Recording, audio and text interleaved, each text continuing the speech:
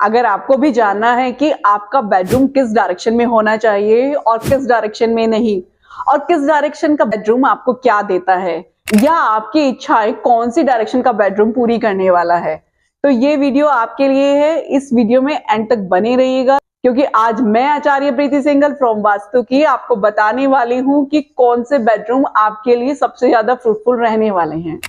तो सबसे पहले बात करते हैं हम नॉर्थ के बेडरूम की। अगर आपको लाइफ में अपॉर्चुनिटीज चाहिए, अगर आप जॉब करते हैं और आपको लगातार प्रमोशन चाहिए, तो आपको नॉर्थ का बेडरूम बनाना चाहिए। यानी कि आपका बेडरूम नॉर्थ डायरेक्शन में होना चाहिए।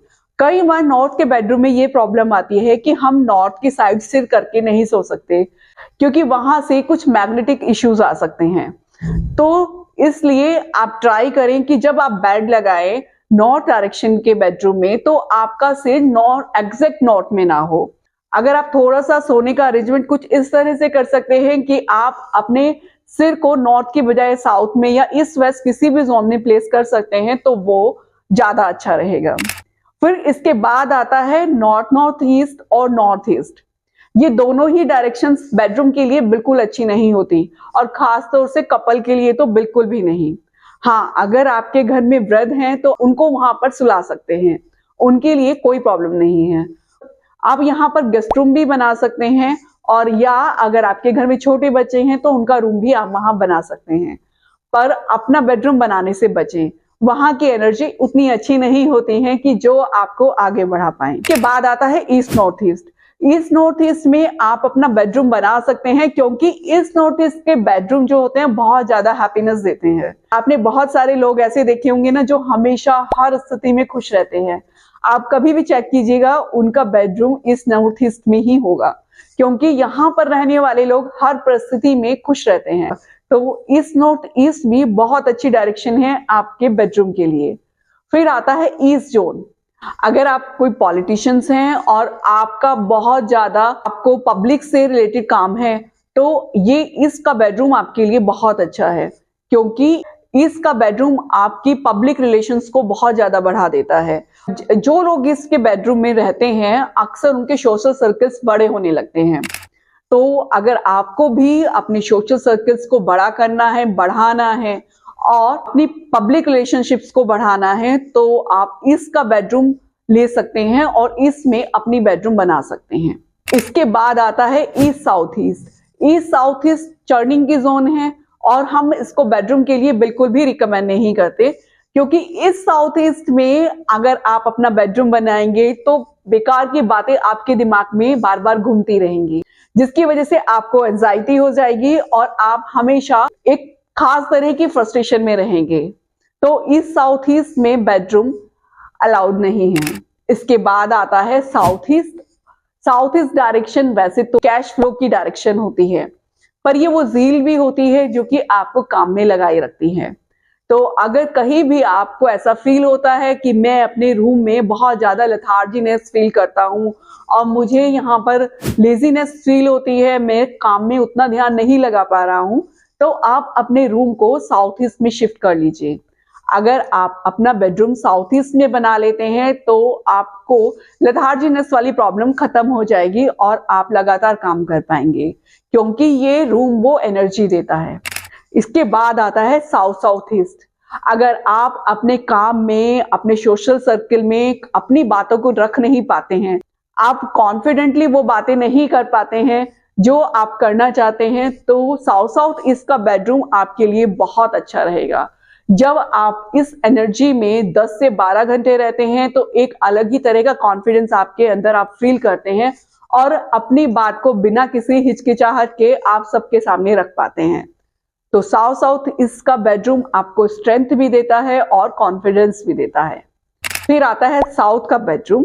साउथ का बेडरूम, अगर आपको रात को नींद नहीं आती है, आप बहुत कम सोते हैं और आपकी नींद पूरी नहीं होती, या तो आपको वो साउंड स्लीप नहीं आ पाती है, तो साउथ का रूम बहुत अच्छा है। अगर आपके घर का साउथ बैलेंस है और आपका बेडरूम साउथ में है, तो आपको ये नींद ना आने की प्रॉब्लम खत्म हो जाएगी, क्योंकि ये डायरेक्शन ही नींद की डायरेक्शन है। तो जैसे ही आप यहाँ पर आते हैं, तो एक अलग तरह की शांति को आप फील करते हैं और जल्दी से सो जाते हैं। इसके बाद आता है south south west. South south west bedroom बनाने के लिए बिल्कुल भी अच्छा नहीं होता।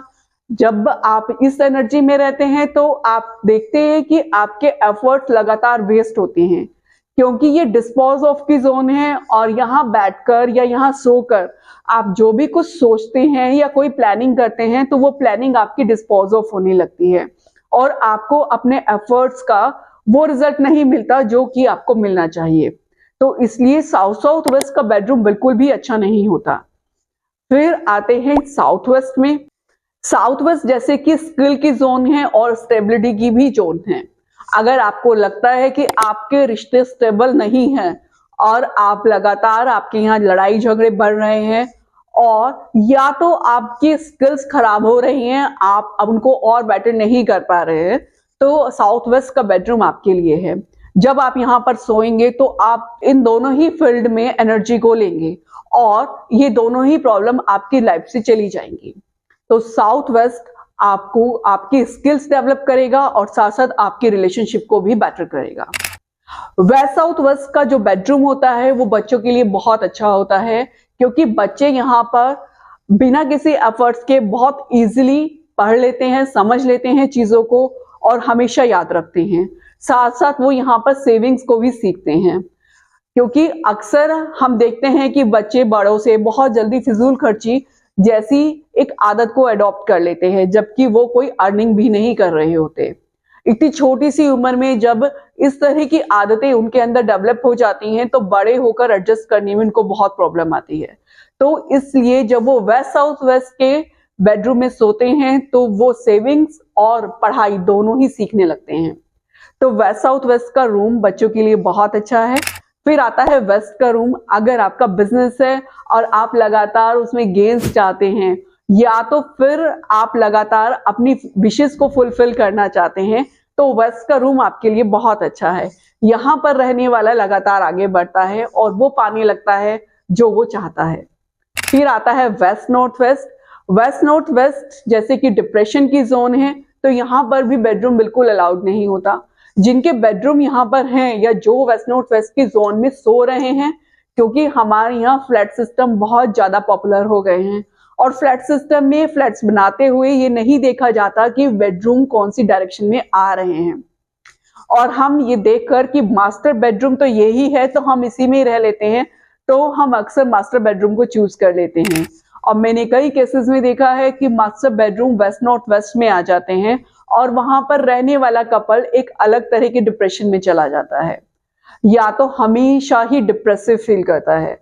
तो अगर आपको भी इस तरह की प्रॉब्लम होती है तो आप अपने बेडरूम को किसी और बेडरूम में शिफ्ट कीजिए। हो सकता है कि आपके पास कोई दूसरा खाली बेडरूम हो और जो बहुत अच्छी डायरेक्शन में हो, पर आप उसको यूज ही नहीं कर रहे। पर लेकिन आज जैसे कि आपको ये सारे डायरेक्शंस में बेडरूम्स क्या आपको दे रहे हैं, क्या नहीं दे रहे हैं, ये पता चल जाएगा, तो इसके अकॉर्डिंग भी आप अपने बेडरूम को चूज कर सकते हैं। इसके बाद आता है नॉर्थ वेस्ट का बेडरूम। नॉर्थ वेस्ट का बेडरूम वैसे तो आपके सपोर्ट सिस्टम को बहुत अच्छा कर देता है। अगर आप यहाँ पर रहते हैं तो आप अगर बैंकिंग की किसी लाइन में है तो ये बेडरूम आपके लिए बहुत अच्छा है, पर फिर भी यहाँ बैठने वाला आदमी बहुत ज्यादा देर तक एक जगह नहीं बैठ सकता। तो इसलिए अगर आपके घर में कोई अनमैरिड लड़कियां हैं और आप उनकी शादी को लेकर परेशान हैं तो नॉर्थ वेस्ट और नॉर्थ वेस्ट में आप उनका बेडरूम बना सकते हैं। ये उनके लिए बहुत ज्यादा फ्रूटफुल रहेगा और उनको जल्दी से उनकी शादी हो जाएगी। तो इस तरह से इस वीडियो को देखकर आप ये पता लगा सकते हैं कि आपके लिए कौन सी डायरेक्शन का बेडरूम वर्क करेगा और आपके लिए कौन सा बेडरूम बहुत अच्छा रहेगा।